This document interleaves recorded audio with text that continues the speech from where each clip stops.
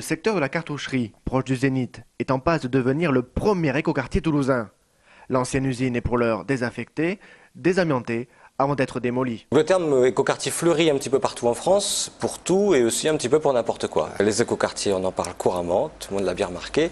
Là, on va essayer de l'appliquer concrètement, pour voir vraiment comment on peut traduire sur le terrain, dans les manières de vivre, ces principes qui doivent être inscrits, à mon avis, dans les enjeux du XXIe siècle.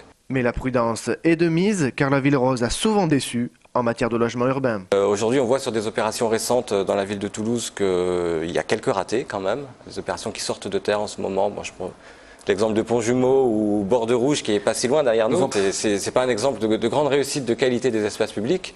Néanmoins, la mairie mise beaucoup sur ce projet, qui doit offrir à l'agglomération toulousaine une bouffée d'air frais en matière de logement, d'économie d'énergie, mais aussi de transport. Donc là, il y a beaucoup d'espaces publics qui seront créés. Je crois qu'il y a 45% des espaces des 30 hectares qui deviendront des espaces ou des équipements publics.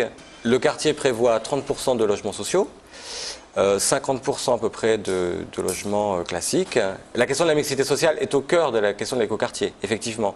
Faire un quartier pour certains et pas pour d'autres, ça n'aurait pas de sens. Cet écoquartier est actuellement à l'état de projet, mais sa conception étudiée sans précipitation et son site localisé à proximité de la future ligne de tramway en font probablement une réussite urbaine.